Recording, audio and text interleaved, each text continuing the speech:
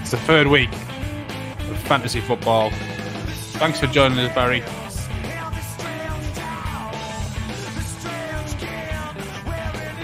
I guess my internet's terrible because no one's picture's moving.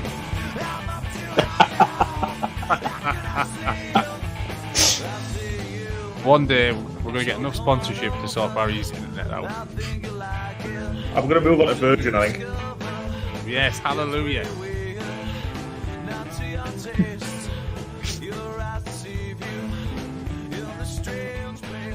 So we're going to have all the news, all the latest news from the NFL. We're going to have Thursday night football. We're going to have DFS, and we'll remember this week, Landy, it's our DFS. And hopefully we're going to have plenty of questions. But first things first, the FFOP League.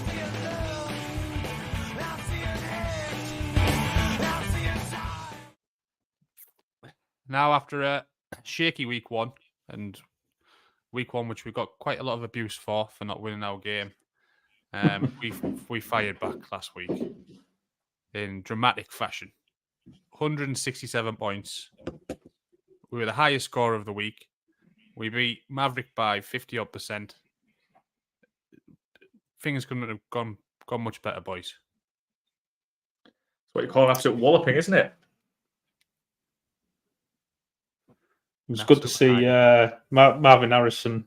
Remember that he's an NFL wide receiver. So, yeah, he got off the schneid last week. That was good to see. There was a bit of a head scratching, wasn't there, with the week one performance? Thinking this generational talent, number one wide receiver. Everyone's saying he's slow. All the excuses were rolling out. It was just a slow start, hopefully.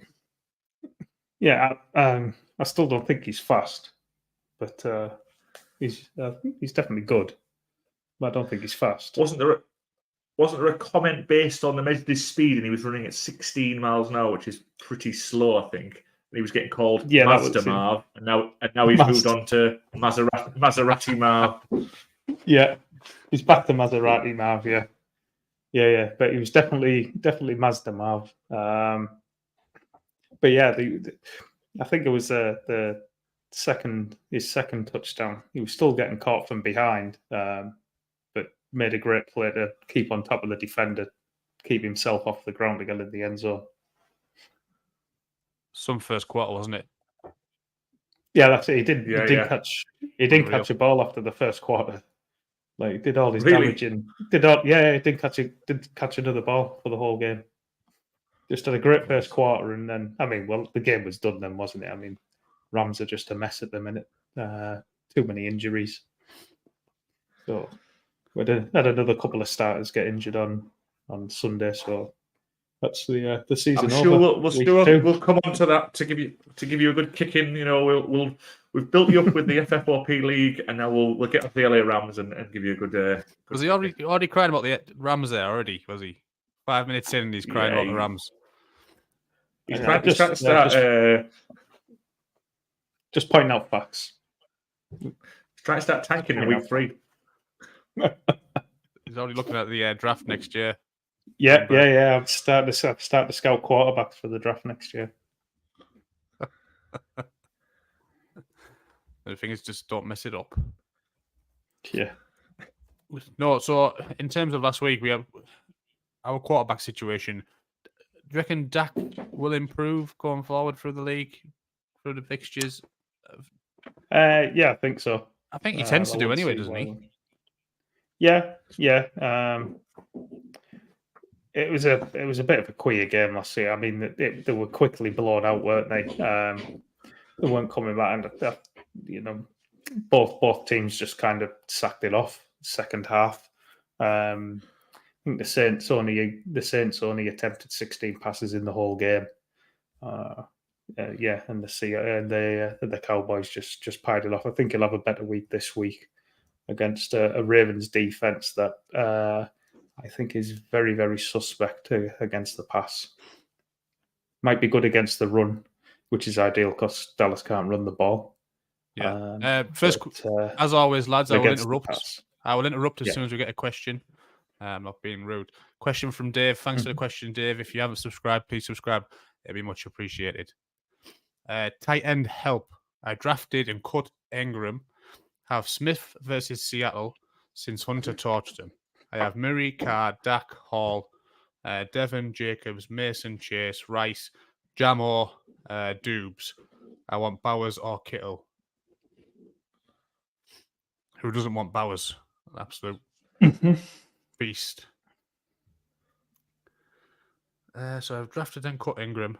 I've Smith versus So he wants to know who he should move on to try and make a move for Bowers and Bowers or Kittle. I think Kittle. we all recognise that they're going to be two of the best tight ends to have this week. Kittle with a depleted competition. Not this week. Not just this week, though, is it? No, but I think.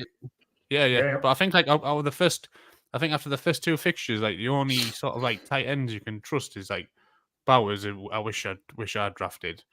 McBride, who I did draft now, a main one, and then Kittle. But Kittle's going to be on a fucking monster few weeks, isn't he, with Debo out? Yeah. Yes, I and CMC out.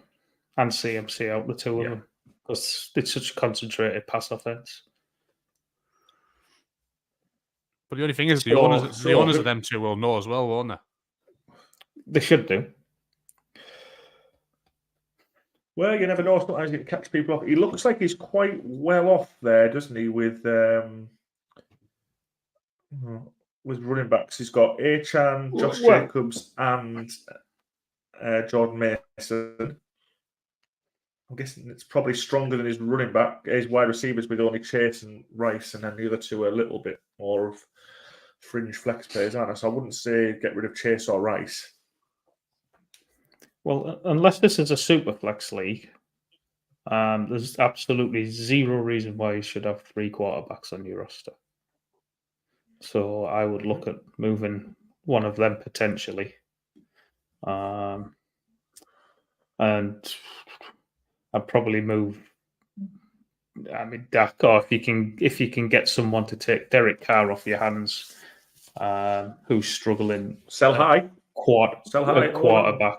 Sell high, yeah. But to be perfectly honest, if you wanted to get Bowers or Kittle, I wouldn't have much issue moving any of those 3 quarterbacks. Who would you package him with, though? Agreed. No one's going to take a quarterback for that tight end, are they? Unless they're needy, Not sure. obviously. You could maybe. I would suggest something like offering Carr and Mason, or Carr and Dak. Sorry, Dak and Mason, to see if you can get Kittle. Try and convince them that the run game is where you want to be at San Francisco. Take Mason. He's a quarterback for good luck, and I love Kittle. Package Dak and Jacobs. Yeah, you're gonna have to. It's definitely gonna have to be a package of like a quarterback and running back. Can I just jump in? I would probably. George Kittle's not practicing because he's got a dodgy hamstring. Oh, Is that hot off the press? It is. Schefter's just tweeted it now. Right. Don't like to mess about with hamstrings. Had he had a bit of an injury issues over in the first 2 games of pre-season? I'd heard that before somewhere. Was this Kittle hasn't? No, Kittle hasn't. No. Not that I'm aware. No. So, Dave, maybe focus your attention on Brock Bowers. Yeah, it's not updated there yet. So who's tweeted that, Blandy? Schefter. Right. Yeah. So a Bowers owner is gonna want a hefty price, I think. Well, you never know. If you remember from last season, we had a few dodgy trades go through, didn't we? That seemed very one-sided. So you're always worth chancing your arm with a trade. And again, if you're playing against somebody who maybe doesn't listen to popular podcasts like FFLP League, they might catch them out. Yeah. So who would you? So if you're thinking you're going to go for Bowers, then you'd have to either use Dak or Carr, and then I hope I've got a shit QB, and then who would you put on out of? You probably wouldn't put Achane on. Jacobs, Mason. Like I said, I would try with Mason first, and if he doesn't go for that upgrade and say, "I'll give you Jacobs because he's better than Mason," maybe that's your sort of your counter offer. Which I Blandy? think Dave was sort of suggesting. I would just trade one of the QBs if I could do it. If they didn't go for it, then I'd just leave it. Just leave it. I think So you after that, when you start putting running backs of that caliber into the deal, I think you're just starting to massively overpay. Would you start Yeah, I looking get at that. tight ends on the waiver? See what you can scrape together. Yeah, it's Yeah, just personally, the yeah. tight. It's like the tight end stream and just go Yeah. for the matchups on the week, which is Yeah. to be fair quite fun. I Mhm. think. Yeah. Yeah, Mhm. target with the teams that are crap against a tight end, then just pick one up each week. It's not the end of the world, is it? Then just hope one of them hits. Yeah, no, I'd rather do that than give depth away at positions with bigger ceilings. Yeah. I love Bowers though. Looks You know what? unbelievable. I've not watched much of the Vegas Raiders. I haven't seen much of him, but obviously his numbers are pretty good. How They've would you really describe him as a surprised. player, Ant?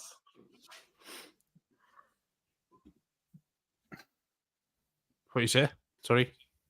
I say, how would you describe him as a player from what you've seen of him? What do you like about him? He's good route running. Obviously a fucking physical, big bloke, got speed, catch. He's just the whole package. Just a complete package. Yeah. Yeah. His hands are superb. Like, just throw the ball within the Yeah. area, and he just does not drop anything. Like really, really good. But the Raiders have been really surprising in how they've played. I think with Pierce coming into the season, the way he's speaking and everything, they want to run the ball, they want to play defense. It's been the absolute polar opposite of that. They've played super fast. They have one of the highest pass rates over expected as well. It's good to see, because we're worried about Bowers and also about Adams coming into the season, and a few other ancillary receivers as well, about how they're going to be able to all be supported and all be fantasy relevant. But if they continue to go down the way that they are, what Bowers did last week and what Adams did in the same game, that can become quite a regular occurrence, I think. Gardner Minshew get it done. Yeah, I don't think it's a flash in the pan from the two of them. It's encouraging. We've had a few chats about Minshew before, and one thing I'll always give for him is he lets it go. He doesn't hold on to it. He's not overly safe. If it's there, he'll at least chuck it up there.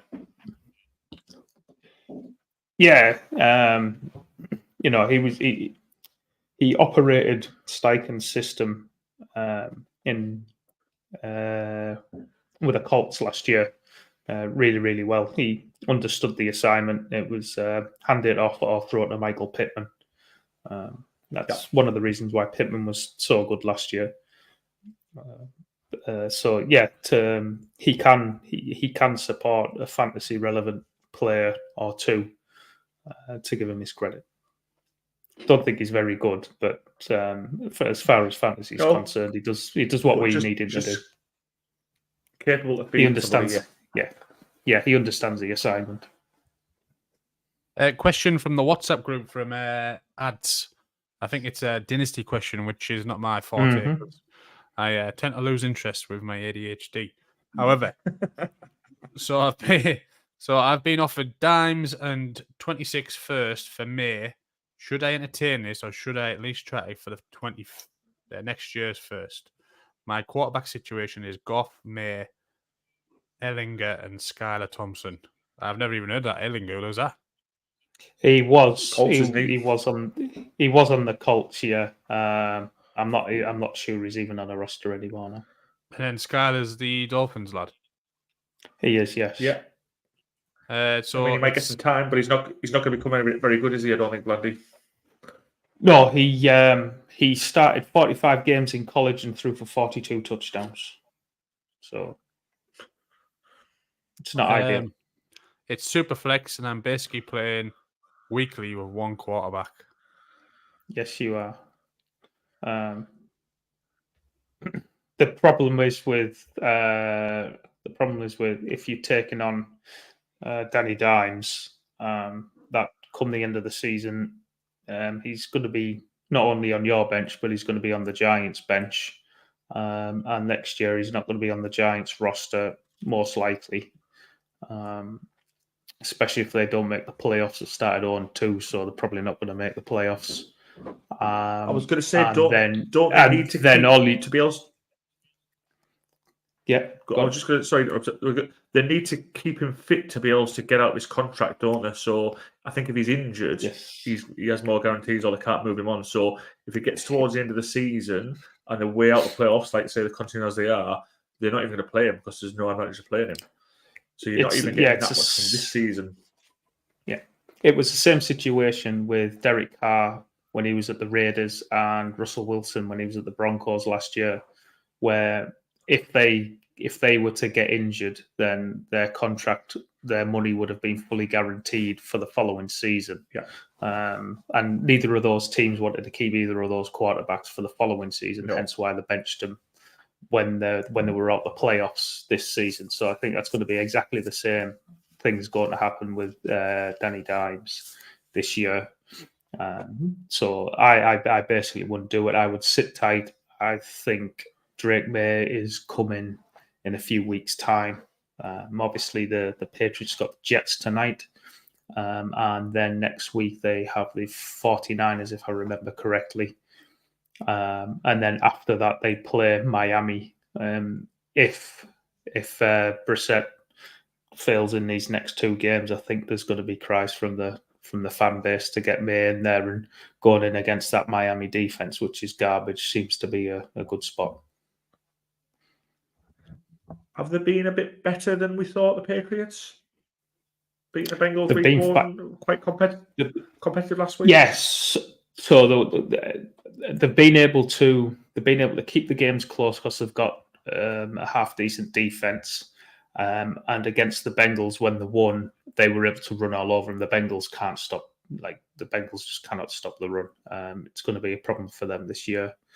And then obviously they were able to keep the game close against the Seahawks at home last week.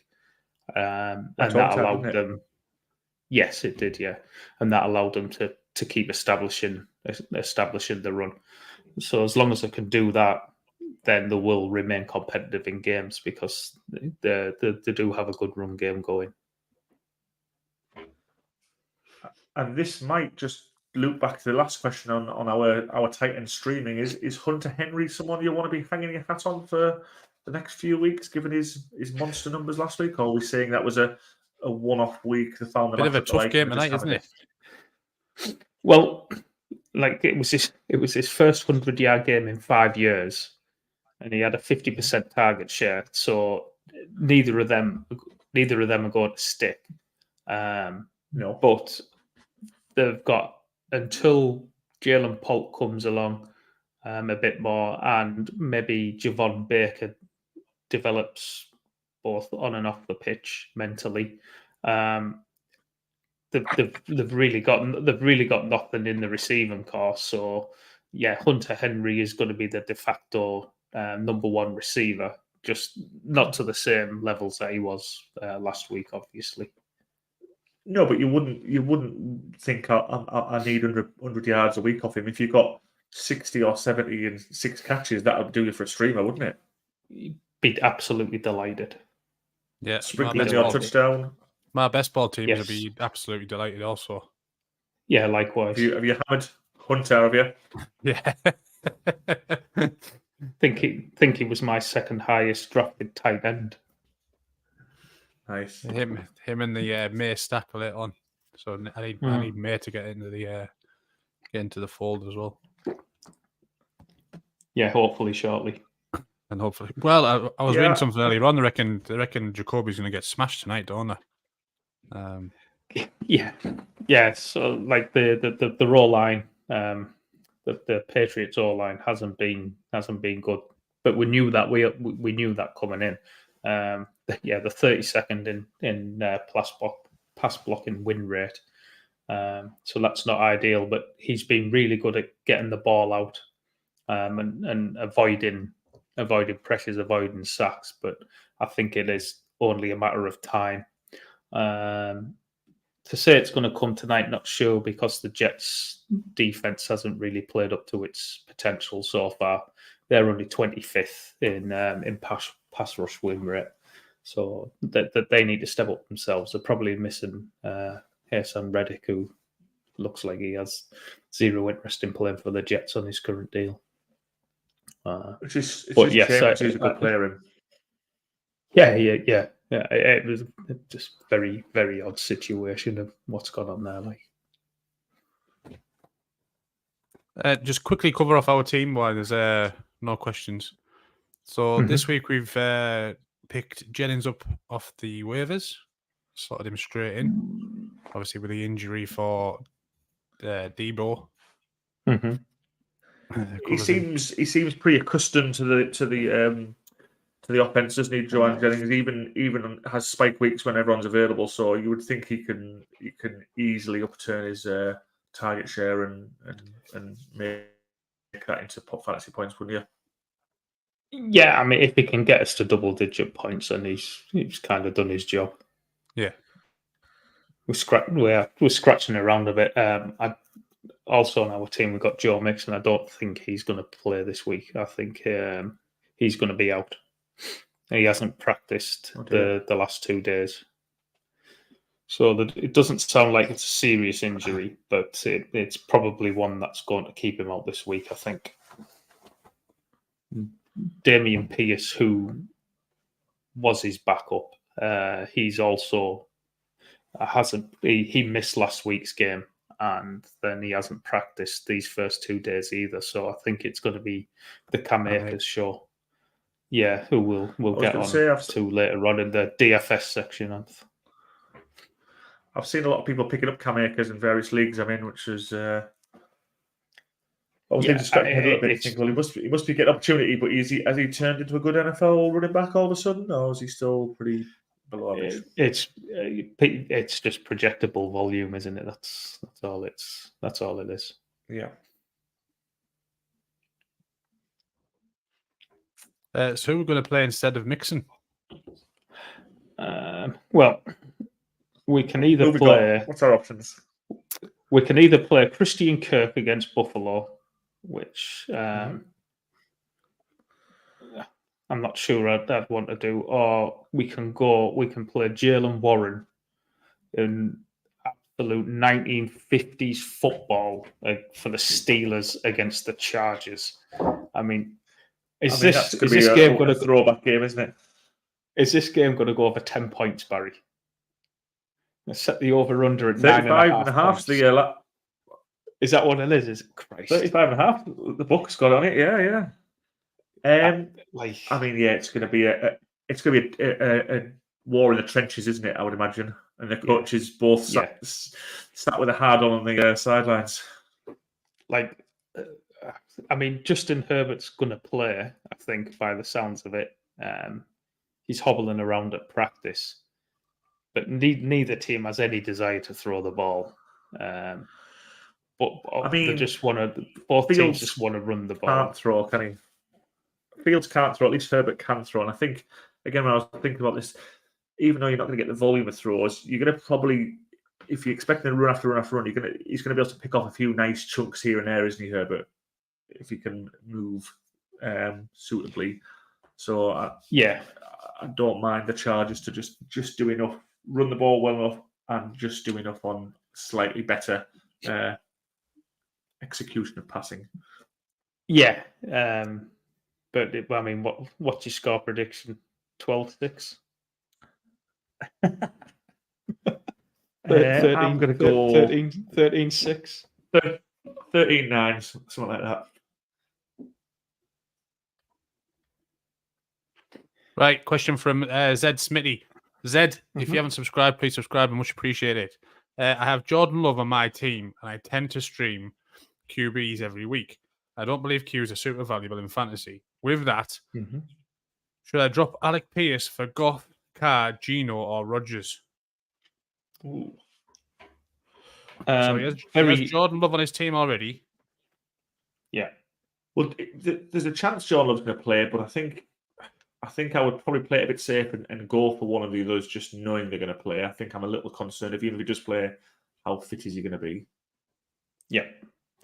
Yeah. So the easy one here for me would be Gino at home against the Miami Dolphins defense, which looks absolutely atrocious so far. They can't get pressure, they can't cover. The only thing they're good at is stopping the run. But Ken Walker's not going to play for the Seahawks this week. Charbonnet is not very good as a rusher. So this lines up for just a heavy pass volume game, I think, for Gino. And probably even if they go ahead against the Skylar Thompson-led Dolphins, I think they will just continue to throw him in front. Yeah, the Seahawks playing really well at the moment, and I expect that to continue. Yeah, solid. Would you make any shout- case for Goff, given that that's potentially a high scoring game against Arizona? Yeah, potentially, yeah. But I think Goff has played really, really poorly Poor. in the first couple of games. I didn't think he was very good against the Rams and then against the Buccaneers. Last weekend, I thought he was absolutely atrocious. Yeah, I wouldn't trust Goff at the minute. Like I'd go for Gino or Carr. I wouldn't touch Rodgers either. Christ! I didn't even see. I completely missed Carr there. Yeah, obviously he's the hot hand, isn't he? Yeah, I will probably. Sorry, I didn't. Yeah, I didn't even see Carr. I will probably go with him because again, I don't rate this Philadelphia defense at all. I think they're really poor, especially in the secondary at the moment. And whereas the Seahawks probably won't get pushed by the Dolphins, there is a chance. Well, you would expect the Eagles to keep pushing the Saints, so it can be a close game where both teams are trying to throw to win the game. Big week for Chris Olave this week. No. It's coming, I think, isn't it? Yeah. Like he had 6 targets last week, 81 yards, but they only threw the ball 16 times. He had 6 targets, and then obviously the week before, Card didn't have that many pass attempts either, because they just blown teams out. In closer games, I think Olave is due a big week.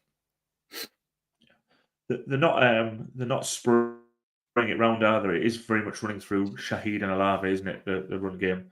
Yeah, they're not they've got tight ends or wide receiver threes. It's 3 players. Yeah. Kamara and Olave and Shaheed. Yeah, that's it. Yeah, so after that, I'd go with Carr. I'd go with Carr. Blandy go with Carr. Baz? Yeah. Yeah, I think I'm not against Gino or Carr. I think either the two for me are the best options out of the 4. Yeah. I hope Rodgers has a good game and all that. Yeah, I just think tonight's going to be I think it's going to be a slow game. The Patriots don't want to play fast, and Aaron Rodgers has never ever played fast, has he? I need my Garrett Wilson to start doing something. Tonight could be the night. You should get the volume, shouldn't you? You just want him in that end zone, don't you? Right, where was I? Yeah, so I think just to finish on Zed Smith. Sorry, just to finish on Zed Smith. I'd be saying just monitor Jordan Love. I wouldn't be getting too drawn in by saying, oh, he's fit or he's in training today or tomorrow. It's a knee injury. I don't think there's a need for them to rush him back and take a chance on a knee injury. So even if it's trending towards him playing, I'd still be cautious look for one of those. Yeah, so he's been listed as a game time decision, but it's not a knee injury that they've listed it. It's a calf injury, which before he got injured on that last play of the game, he did pull his calf because he kept slipping on the field, and he was getting treatment on the sideline for a calf injury. So he's probably over the knee thing, and it probably is a case of a strained calf. But yes, they are listing him as a game time decision, so we won't know until 90 minutes beforehand on Sunday. Oh, Trey Benson's there, look. Yeah, he's been shite so far. Right, yeah. So what I was going to ask, right? Why would we play Warren in the flex spot if we think it's going to be a low-scoring game? Volume, I'm guessing. Yeah, volume, touches. He We've outsnapped. got Samaji there. Yeah, but what's he getting? We haven't mentioned Pierce yet either. I know it looks like a Black Hulk Albert.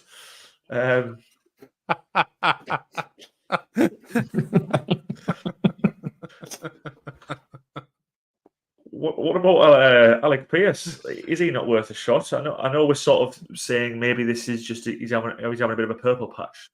But he is having a purple patch, and he is probably the only one of the receivers who's got any connection with Richardson at the moment. The only thing with Pierce is we might be getting rid of him before game time. Yeah. Before we play him, we're going to get rid of him. Without going into too much DL. Like he's playing the Bears. He's playing the Bears defense. Which I think the Bears defense is, from a real life perspective, it's really, really, really, really good, really, really strong defense. So I might the hell CJ Stroud to 14 fantasy points last Monday, and they've got Anthony Richardson now. Being a bit bearish this week. I know, but the thing with Richardson, he's just a different animal, isn't he? He can make those huge bomb throws. He probably can't play the conventional game. He can. Yeah, they might be lined up to stop. He can make just different things happen. That just suckering me in at the moment, anyway. Yeah, that's fair point.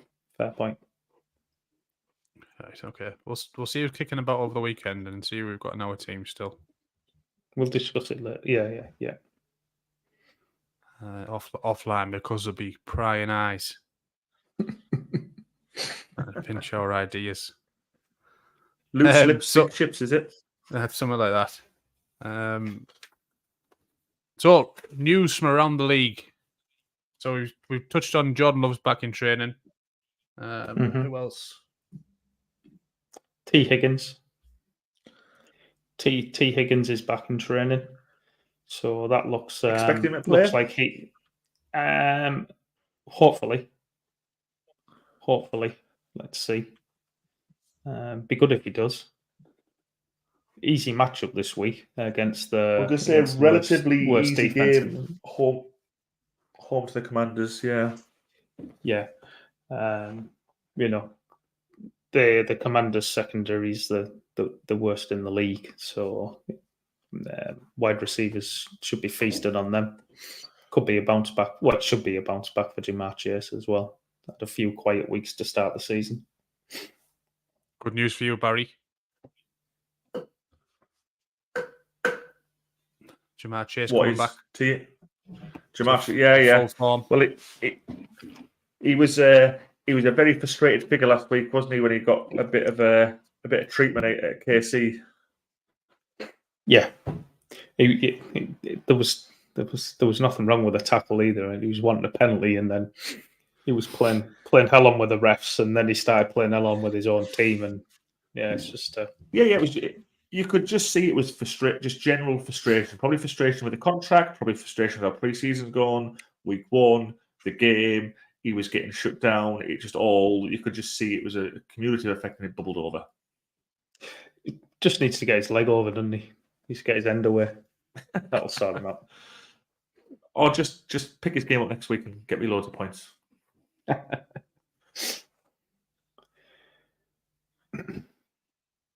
Made a few trades. Let's let him type it out. Are you with the now. dance? Yeah, I'm just reading the comments. Sorry. So Herbert, we touched on, who's back in training, limping about. CD Yes. Lamb. He's back in training. So he said his ankle's fine. He's playing. Nico Collins. Yeah, he's back in training. He had yesterday off. I generally don't pay a great deal of it, or don't get spooked by Wednesday practice reports. Yeah, a lot of these players just get the day off just to recoup. And Thursday, Friday is when the DMP on Thursday, Friday. That's when you start to shit yourself. So, Mark, are you going to put a question on the end of this? Because we've seen your trades, we've seen what your team is. Now, do you have any questions for us? Do you want us to feed back on your trades just to make yourself feel better? Or do you want what we could do to develop the team further? Thoughts. Thoughts. Right. Give us some read. Here we go. So I've made a few trades. I'll just sum it up from what my team was to what it is now. Kamara, Jaden Reed, DJ Moore, and Steele sent off. Received Taylor, London, Moss, Neighbours, and DeMarcus Robinson. Full PPR, and he's dropped Trevor Lawrence. Well, dropping Trev's fine. Yeah, no problem with that one. Yeah, no. It's been a long time since Trevor was a fantasy relevant quarterback. Yeah, Kamara won a little bit, doesn't it? Well, it depends. You might be going for the sell high, is he, Blandy? Yeah, I mean, did you keep him for the 44-point performance, or did you sell him after the 44-point performance? Yeah, I suppose it matters. Because I can kind of get on board with selling him after the 44-point performance, although... I mean, Moss is the number one back, isn't he? Neighbours is obviously 44 points. Fair enough. Yeah, I'm just trying to work out like for like what's. Because I was a bit worried about Jonathan Taylor what happened to him last week. So in the fourth quarter, when they were playing catch up, he didn't play snap. Took him off the field because there weren't. What are you using? Trey Sermon and Tyler Goodson, because they were in pass mode to try and get back into the game. Although they did have a few rushes, so these players that played in front of him took those rushing opportunities for him, and they basically said, he's our third receiving back essentially. So that's very worrying for Taylor, in my opinion. It is. London had a decent game. Moss is the RB1 there. Yes, hopefully he becomes more productive in that role. Bengals always start slow, so you would hope that he would. Neighbours is an absolute stud, and DeMarcus Robinson is not. Is Neighbour, if you were drafting now and you were picking your wide receivers from your rookie class, is Neighbours the one you'd want? Is he your number one wide receiver based on what you've seen after 2 weeks? Probably. And I didn't have a great deal between them anyway, so it doesn't really take a great deal for me to flip one over the other, because I thought they were pretty close anyway. Like, if Marv wasn't in this class, then the way that we're speaking about Marv would have been speaking exactly the same about Neighbours. Like, he's a real elite prospect himself on his own. I've seen a few bits of chat saying he could be on for some big yardage numbers for the season as well. up there pushing the very top. Is he not far behind Nico after 2 weeks? Yeah, he had a 64% target share the weekend. So they're just going to absolutely pepper him. Just to sum it up, give Mark a grade. A, B, C, D for his B. B. That's not bad, Mark. That's not bad. B. If you haven't subscribed, please subscribe. Much appreciated. Question from Bronson Heyo. He's got offered Devontae Adams. Heyo. He's got offered Adams. Bronson, if you haven't subscribed, please subscribe. Much appreciated. Got offered Devontae Adams, Rashad White for Carr, Jordan Mason, and Waddle, or Amon-Ra and Swift for Carr, Jordan Mason, and Waddle. Which should I take? Well, I'd definitely take one of them.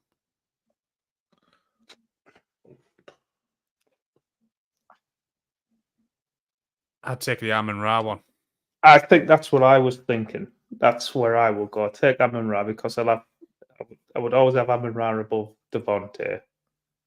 And at the moment, Rashad White's more valuable than Swift.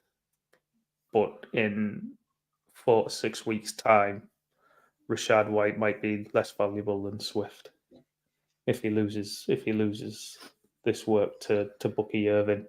I mean, obviously, there's a chance that Swift loses his work to Khalil Herbert as well.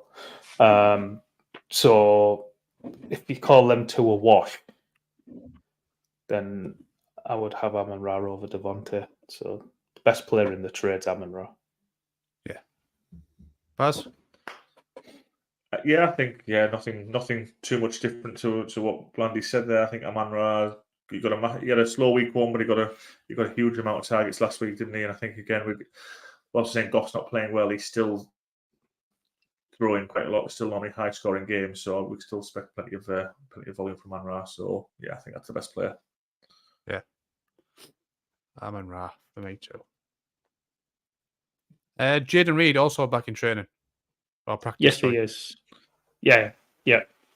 It's just been a little bit nicked up. He was fine. Played at the weekend. Did as much as he could with the quarterback situation there. Did get a couple of rush attempts as well. If you can get away without playing him until Love comes back, then that's ideal. But sometimes you can't, can you, Barry? No, I got to play him. I own him in the league, our home league, and I very much loved him with Love and not so much without him. But I think you've got to have a strong enough bench to cope with a bit of turbulence, haven't you? Yeah. Do you have Jordan Addison in that league? No. He didn't practice today. It looked like he might have been on his way back this week, but he didn't practice today. Oh, Jordan hasn't practiced today. Hasn't practiced, no. All right, okay. Is that good news for Naylor? Yeah. I mean, so long as Addison's out, then Naylor's a wide receiver 3, wide receiver 4. He's done all right, hasn't he? Yeah, grand. Yeah, he's caught 2 touchdowns in 2 games. I think he had about 54 yards last week. Yeah, I'm in a 32-team dynasty league, and I drafted him as a rookie when he came out, and I've had him. Hang on. You're in a 32-team dynasty league. Yeah, 32-team dynasty league. How many players? He's got 30. Quite deep as well. I tell you how bad it is. I'm starting Van Jefferson at wide receiver this week. No. All I was going to add is that I'm not having a Blandy's got 32 friends to play with. 31 friends. Don't know any of them. But yeah, I drafted Jalen Naylor when he came out in 2022. He's been on my taxi squad for 2 years. It's starting to pay off. Some big Uber bill. It was the 30th pick of the 3rd round in 2022. Yeah, patience has been rewarded, lads. Yeah, absolutely. Paid off. We touched on the other did not practice is Joe Mixon, Damian Pierce, Ken Walker. Yeah, I don't think Ken Maybe Walker's Ken going to be back this week either. I think he's going to be out Tell- still. Tell me he's going to be back next week. That's all I want to know, Blandy. Is he going to be back next week? Potentially.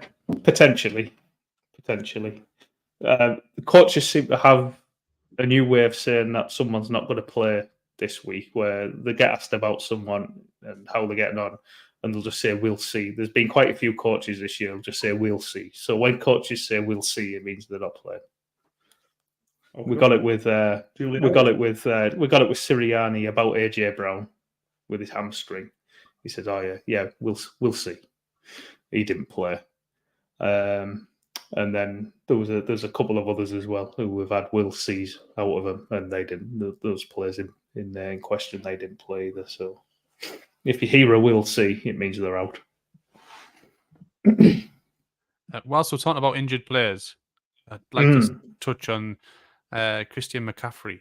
And so in our home league, in the redraft league, the owner wants to finally jump ship, it seems. And He's been touting him, hasn't he? Yeah, he's put him on the trade block. Now, we had a little convo last week about sort of like what price McCaffrey would go for. And I was quite surprised to see that, Blandy, you reckon that McCaffrey's worth like a 7th round pick now? Well, last week when we found out he was going on IR, put a poll out where people would take him if they were drafted today. And the most popular one was 3rd round, but that's when he'd just gone on IR, so he was going to miss 4 weeks. Yeah. When now they've said he's probably going to miss 6 weeks or more. They have a bye in week 9, so it seems unlikely that he's going to be back until week 10 at the earliest. So where would you draft someone who wasn't going to play for 10 weeks or 10 games? If you were drafting today and you said this player is not going to play, this player is not going to play for 10 weeks, where would you draft them? Yeah, it would be late on, yeah. Yeah, you wouldn't be taking them in round 4, round 5, would you? No.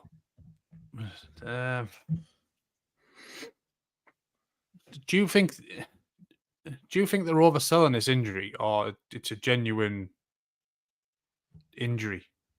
No, I think it's genuine. Because part of me thinks they're just thinking, let's just rest him, and then obviously he's injured. Obviously he's injured. Just give him a shitload of money. Yeah. Baz, what would you think about taking him? I was just concerned at the very start of the season, no practice. And I think it's last week, and the nature of his injury, Achilles and things. It's not just a muscle strain. I think, oh well, it might take an extra week or two.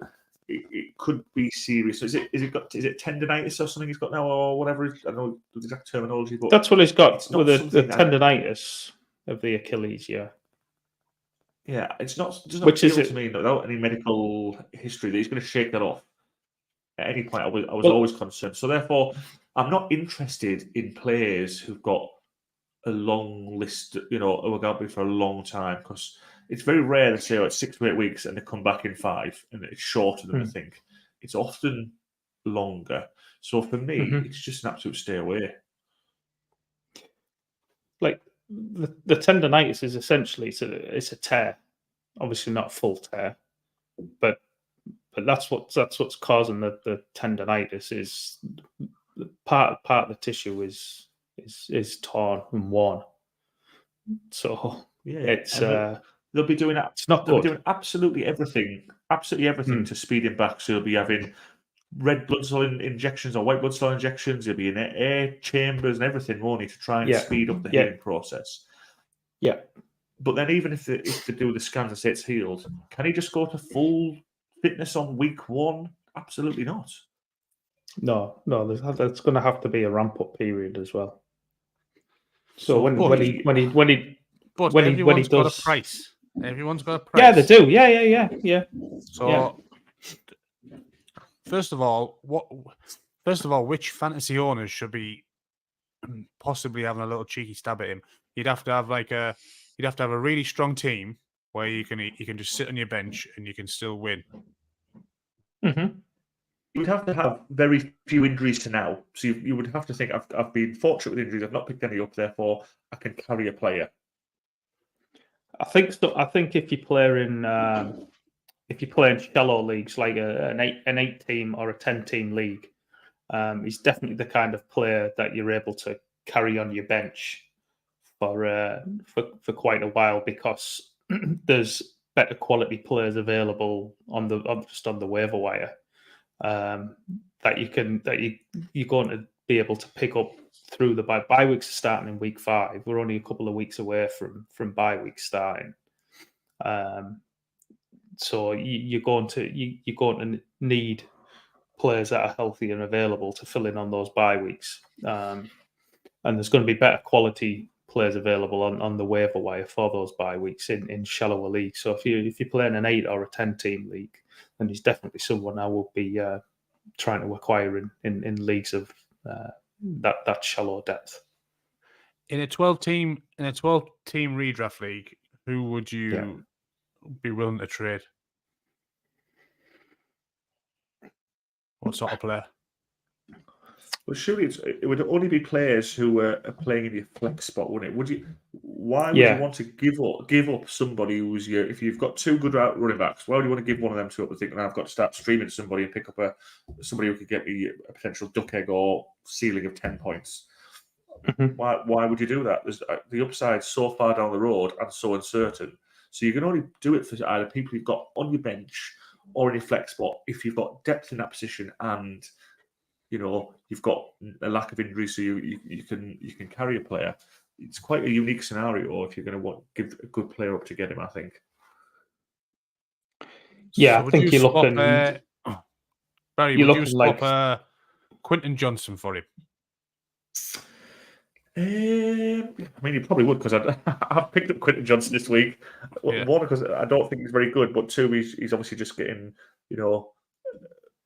he's getting a bit more growing into his role, and there's not a lot of competition. But do I have to play Quentin Johnson? If I've just picked up Quentin Johnson, he's just sort of carrying on my bench to see if he can keep this longevity going, then obviously that's a decision you've probably got to take some level of, be a bit more risky on, and say, I'll hope CMC gets better in week 12 or 11 or whatever it might be. But I don't feel good about it. Yeah. Blandy, would you swap Jackson, Smith and Jigba for him? Not for me. Probably not, but I think you're in the right range. I think you're in the right range.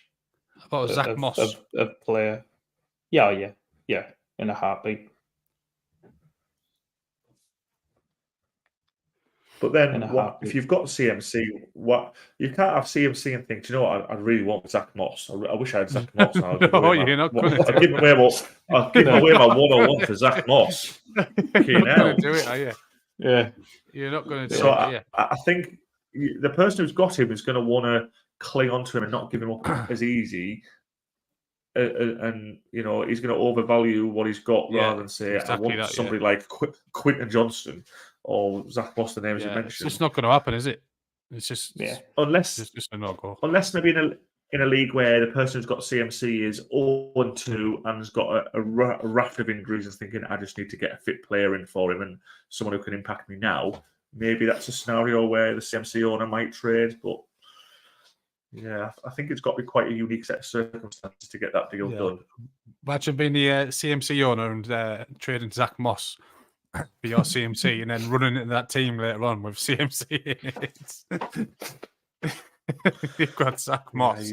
Yeah, would you trade Jaden Reed, Barry? Sorry. What for CMC? No, I CMC. Not the basis not for Zach Moss. No, on the basis that Todd loves coming back, I'd be keeping all the Jaden Reed. Thank you. Yeah. If you had Waddle with no Tua and Skylar Thompson,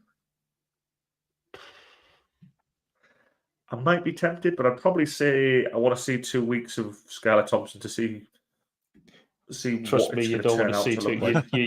You don't want to see. You don't want to see 2 weeks. We've already seen more than enough of Skylar Thompson. We don't want to see any I more. know, but then there's still talk of they might bring someone in Miami. They might try and Yeah, bring in a they veteran. signed Snoop. They signed Tyler Huntley, didn't they? Pro bowler Tyler Huntley.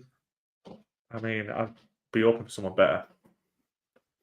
It's a Pro bowler. What you on about? Well, doesn't feel like he's a Pro bowler from what I've seen of him. Not many Pro bowlers going around on practice squads and all that much. But, No. but he is. T was a Pro bowler. He went to the Pro Bowl.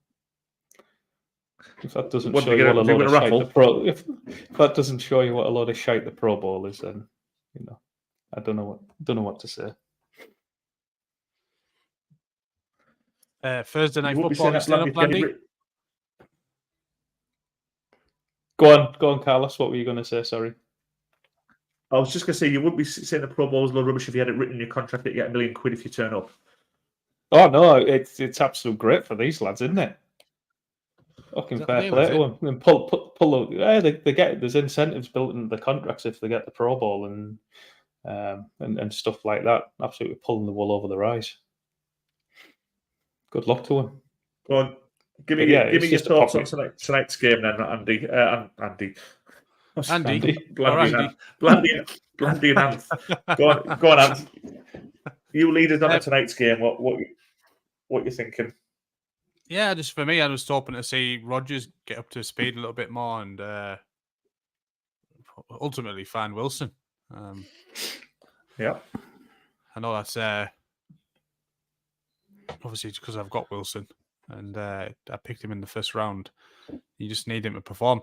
And I've been trying to flog him all day and no one's interested. Like, Hey, whoa. I sent you a deal. We almost had a deal, Anthony. Yeah, we did. Yeah, we did. We almost had a deal. I say no one was interested, but everyone was saying, "Oh, yeah," and then they were like, "Oh, well, who would you fancy?" kind of thing. Do you know what I mean? But it was because he's drifted down quite a bit. It's kind of like he's in a bit no man's land, it seemed. And so Blandy, full disclosure, me and Blandy were talking about Tank Dell, and so bear in mind I've got Rashad White as well, Bucky Irvin for Wilson, and I ultimately declined it. So I think I'm just going to be sitting my hands a bit more. Will I regret that? I don't know. I do like Tank. I do like Tank Dell, but there's 3 of them there. Do you know what I mean? There's Diggs, Collins. Yeah. You were hitting me up for Pollard as well, weren't you? But I was having a look to see what we could muster up there. But I think, yeah, I like Pollard. I always generally feel week 2 is a bit early for trade. You know, I've drafted the players I've drafted because I like them, so I want to give them a bit more time. I'm not overly interested unless I think I'm getting a belting deal. Or when I looked at what the players that were probably similarly matched, I just probably think I'll just ride with Pollard. Yeah, I think the first couple of weeks are essentially just pre-season games. Teams are still finding the way, still finding the best players for the system that they're running this year, essentially. So yeah, I generally tend. There is, yeah. I generally tend not to move a great deal off my pre-season thoughts on players at this stage. Here's a question for your Ants. If on tonight's game, if you had Lazard, if you'd either picked him up or you drafted him really, really late, would you be starting him in a flex spot tonight? No. Who else shouldn't be on rosters? Shouldn't be rostered. Who else was going to get some targets for the Jets then beyond Garrett Wilson? Mike Williams, I imagine. I imagine Mike Williams will play more this week. Okay. Anybody else? Is it just names? Is there anybody? Conklin gets him. No, It'll be the running backs. They had 41% target share at the weekend. The running backs. The pair of them, because they're using. Yeah, I mean, is it Braden Allen and Brandon Allen? Braylon Allen, like Brees Hall's on target for 119 targets this year. Jesus. Yeah, Mike Williams, 18% snaps week 1, jumped up to 65% snaps last week. That's only going to continue to rise. I expect that to take another jump forward tonight. Would you play him in your flex though? No, but it just means that you can't play Allen Lazard, doesn't it? Yeah. He's gone from 100% snaps in week 1 down to 82 last week, and I imagine that decreases into the 70s again this week. Yeah, it appears Conklin just kind of blocks. That's it, really. Yeah, essentially, yeah. Just good blocker. Yeah, he'll get occasional passes off play action and stuff like that. I'm sure they've got stuff schemed up for him around the goal line, as most tight ends do. But yeah, on a weekly basis, knowing when you have to start him, it'll be an absolute head fuck. So you'd fire up, obviously, you fire up Wilson, you fire up Brees. Yeah. What about Allen then? What about this Allen's role, and is that something to be mindful of? I guess if you're a Brees Hall owner, you want the handcuff with Allen, ideally. But obviously he's been snaffled up by certain people in certain leagues. Yeah. If I've got him, I'd have to be pretty desperate to be starting him in week 3, even after coming off a two touchdown performance last week. Excuse me. For all that he did look good, and he's probably the third best player on the Jets team. He only played 35% of the snaps last week, so it's a risk. It's a risk to start him, that's for sure. Yeah, probably better in best ball, as I say. Yes, definitely. Yeah. The Patriots, Baz, who are you fancying to play this week for the Pats? I mean, we touched on it before about Hunter Henry. I think if I'm streaming a tight end, I'm getting lured in by that big number last week, and the fact there's not a lot of other people. I think Ramondre is an interesting one. 2 seasons ago, he was the hype player. He's going to get all the touches, and the Patriots were absolutely wank, and he did nothing. He's then since he's dropped off a cliff in terms of his value, and he was getting drafted really late, and he's coming in and he started pretty well. His numbers, even though he didn't have a lot of touches last week, did he get 80 yards off 12 touches or something? So again, I think he's probably just flipped around his performance and his draft position for the last 2 years. Yeah, the Jets struggled against the run so far this year, and CJ Mosley, who's their leader on defense, linebacker, he's probably going to miss the game tonight. He went out injured last week, and they've elevated linebacker from the practice squad, which almost signals that he's going to be inactive. So that's another positive for Ramondre. He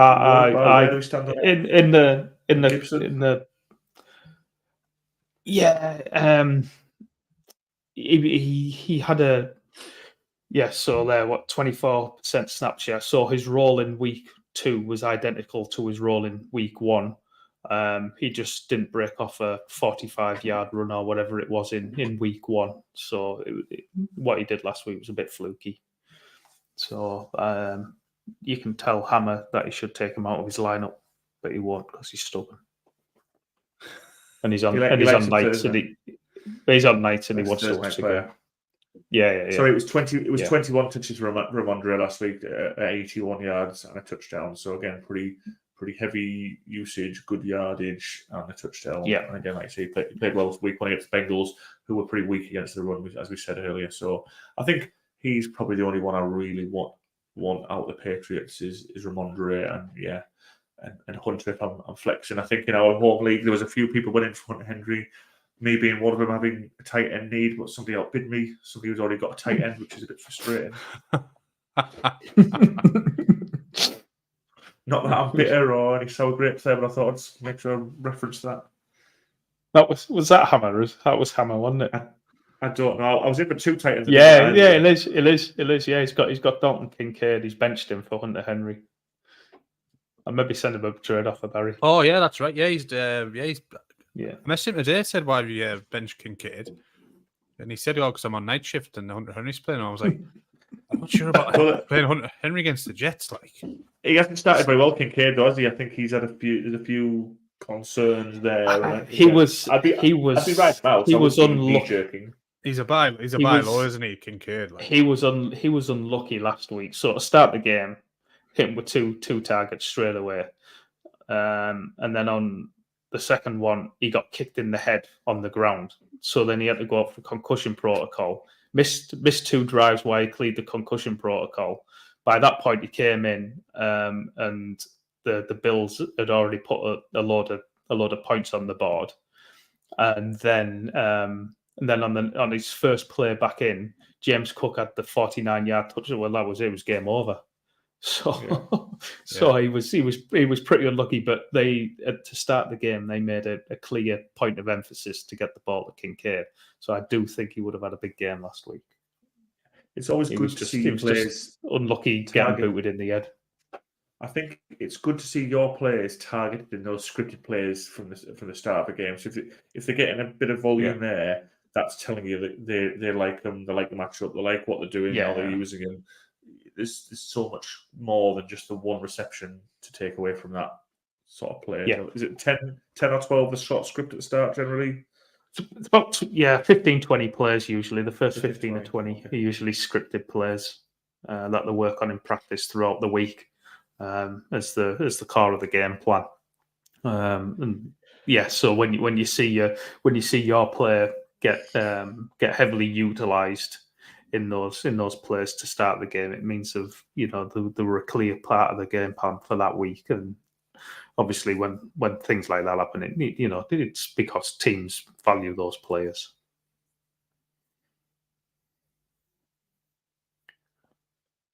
Yeah. Okay. Also good for the best ball team, the Ramondre Stevenson. So long may it continue. Yeah. Do you want to talk to me about Cooper Kupp, Blandy, and again along the lines of the CMC injury, what value we're putting on Cooper Kupp currently, and can we expect to see him back anytime soon? Well, they're not going to put him on IR, which is a positive sign, I guess, isn't it? Well, yes and no, because we've got too many on IR already. That's it. You can. We've only got so many treatment tables. We've got 8 players on IR now at the moment, but the problem is you can only designate so many to return. So you put someone IR, you can only designate a couple of them that are actually able to return during the season. So if we put him on IR,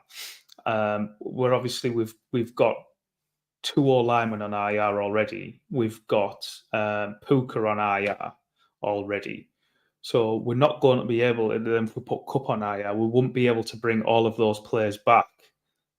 Some of them are going to end up going on season-ending IR.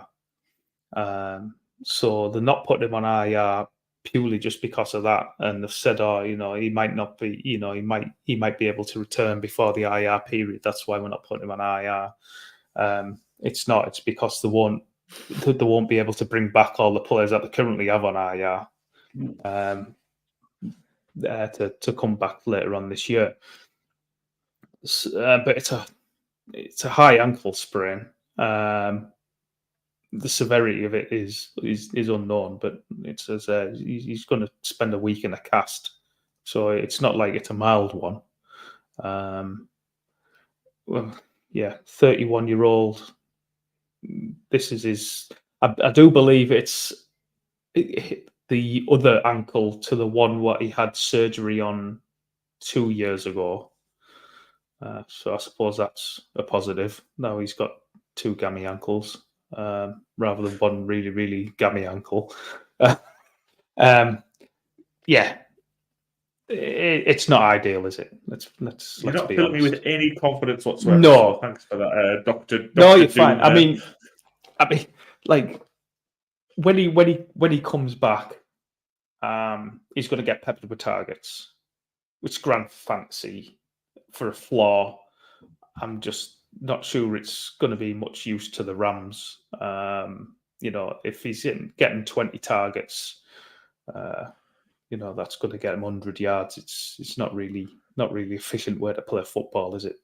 But from fantasy, he's going to have a floor. I'm just not sure there's going to be a ceiling there. But we think we'll see him in a not the same sort of timescale we talked with CMC, where we're thinking it's going to be a little towards the end of the season. We might see him mid-season. Yeah. Do the Rams have a bye in week 6? I've scrolled. I'm pretty certain our bye is week 6. Yeah. Yes, it is week 6. I would say you'd probably see in week 7, Barry.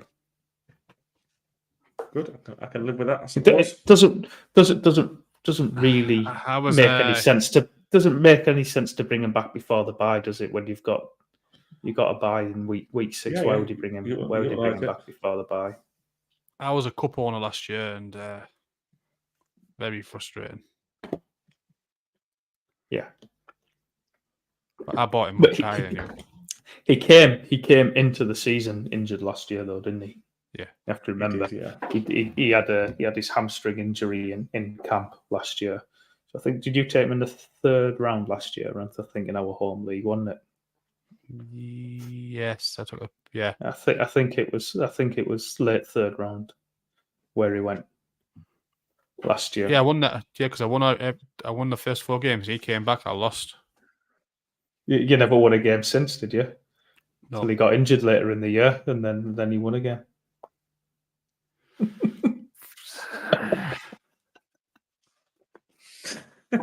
Our new DFS segment of the show. It cost me £12 a week to put this on. Oh, are you having fun though? No, so this week I've picked a $3 entry one. So Go it's for a it. bit less on my bank balance. So who's your cheap options this week? Who's your picks? Well, I mean, the obvious one is if we've got no Joe Mixon and we've got no Damian Pierce, then we can go 4,700 Cam Akers. That seems pretty decent value. And will he be wildly owned? I would imagine so at that, but he's going to be chalky, that's for sure. Yeah. 2 seconds. Any players you'd like to see the price of, Baz?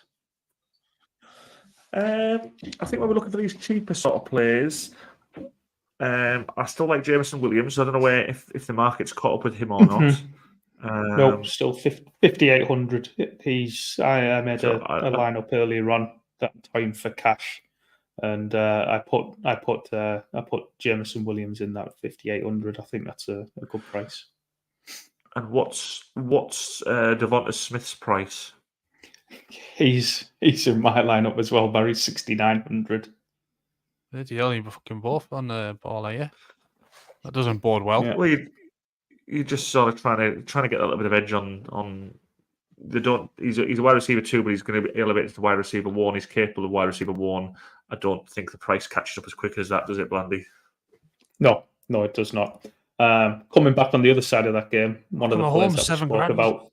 Go on, sorry. One of the players that we spoke about earlier on, it's Chris Olave. That's a little bring back game stack for Devontae Smith. I like Chris Olave, 6,300. I think he's quite undervalued at that price. Yeah. Is Neighbour still is he reasonably priced given his volume? And will tell us he didn't pop up for me. 6,400. Yeah, he's gone up 500 from last week. He was 5.9 last week. Right. But for someone who has a 64% target share, it's probably still lightly owned. Yeah, but the one who I liked Jackson Smith and Jigba myself. You're coming Even off after last week, eh? 16 target game. Yeah, you can get him for 5,400. Keep going down until you got to scroll down. Like, do we think that, I mean, if you can play Brandon Cooks at the same price.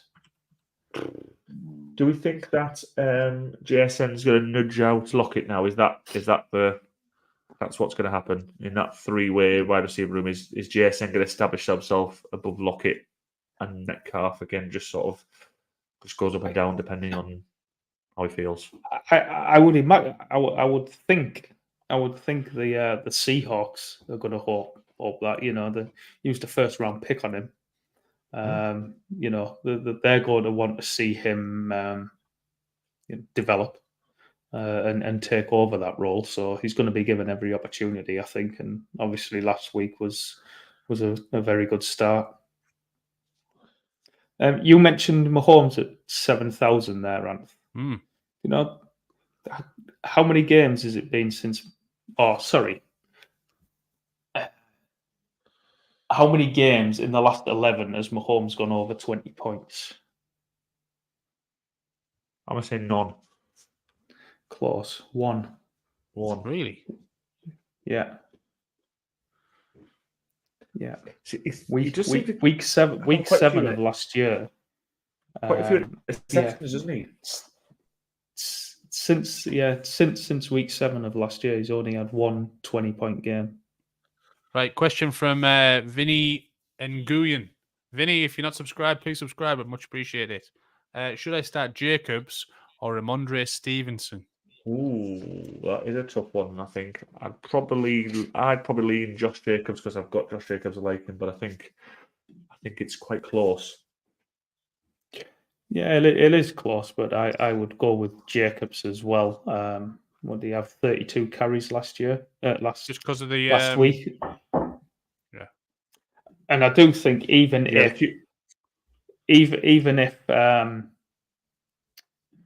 Jordan Love does come back, I do think they will still run the ball heavily just to protect Love a bit more on his first game back. Yeah. And if he doesn't come back, then I would imagine what we saw last week will be exactly the same as what we'll see again this week. A ridiculous amount of volume for Jacobs. So yeah, I would start Jacobs, but it is close. I think he's already gone, so we're not bothered. Thank you and goodbye. Cheers, Vinny. What have you been? Again. I know you're a man for stats, Blandy. I thought I'd just quickly squeeze this one for you. Have you been checking out Zeke's stats? The tackles broke, none. Explosive play, none. None.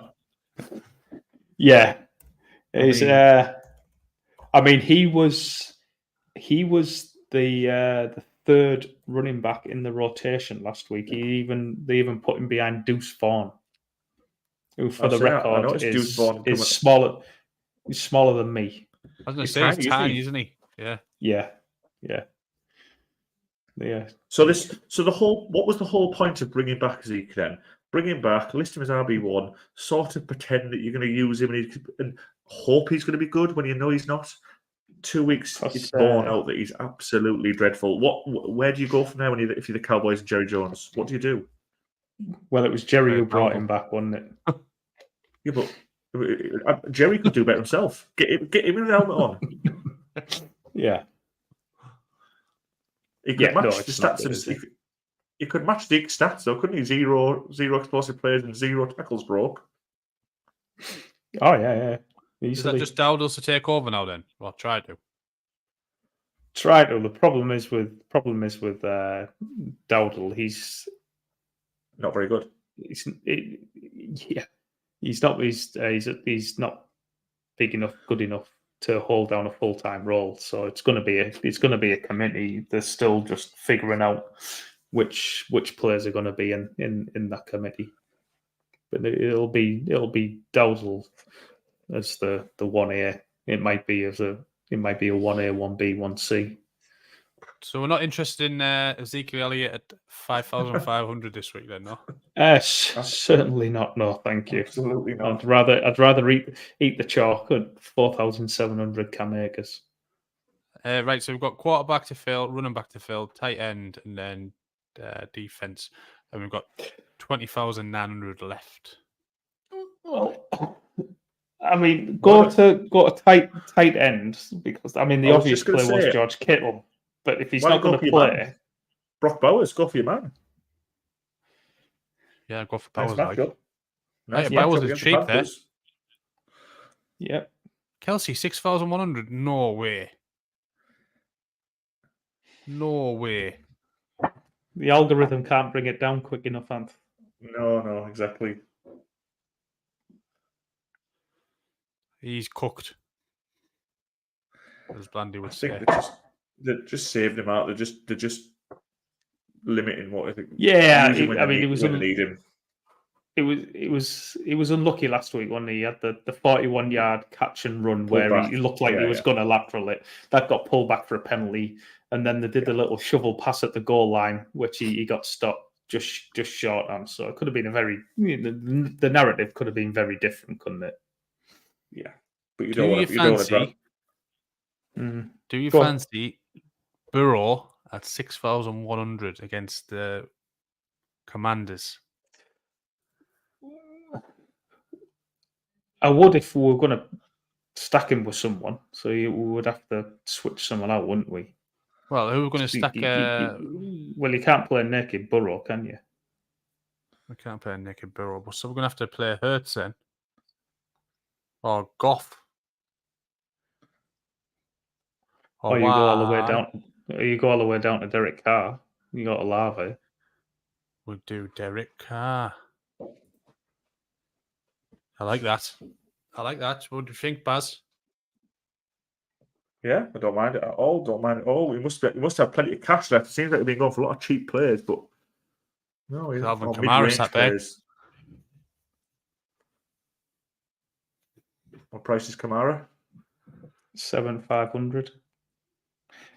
Will that allow us to get a deep? Yeah, it will allow us to get a defense. Give us 2,200 left. If you wanted to go that way. Let's do it. I No, might have we this can't. same team myself. I'm trying to. Oh no, we can't. We Just can't. short. 100 short. Short. 100 quid short. Yeah. Yeah. I mean, I like the Vikings defense against the Texans this week. I think that's who I stuck in mind. 2,400. It can save a bit. It still allow you to get a good running back in that second spot. All right, let's have a look who's there. Are Vikings still a heavy blitz team, Blandy? Or is that changed with some of the coaching changes? No, it's still Brian Flores there, so he's running a wild all scheme. It's very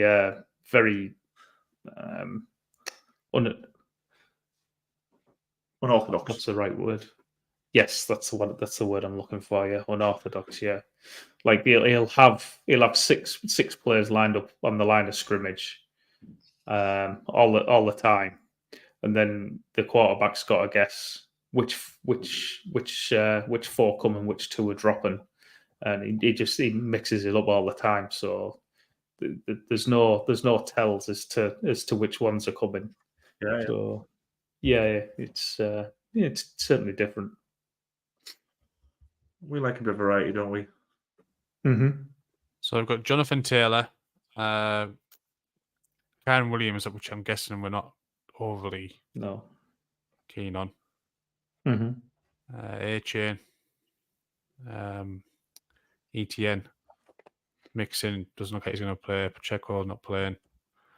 James Cook against Jacksonville.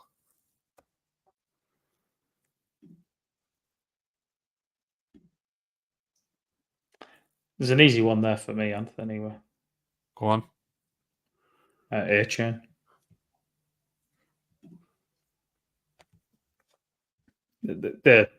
He's going to get absolutely peppered with targets, isn't he? Scarlett Thompson's not going to throw it down the field. They've been peppering him with targets with Tua. So now they've now got a QB that can't throw downfield. He's going to get peppered. I wouldn't be surprised if he saw 10 targets in this game. You see that line up there? Zoom down off.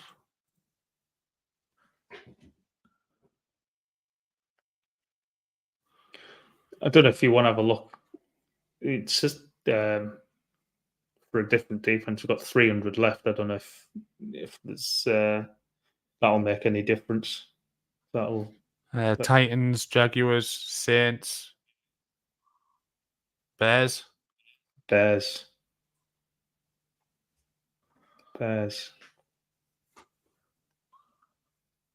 Yeah, I won't be surprised to see a couple of Richardson turnovers. Yeah, you're always live one, aren't you? Yeah, I don't think that would shock anyone. Right, let's enter that. So we've got Derek Carr, Akers, A-Chain, Williams, Devontae Smith, Olave, Bowers, Smith and Jigba, and the Bears. Entered. Watch me win some money now. I've gone down on the stakes. Oh, what's that one there? $5 one. I'll go and enter that one as well.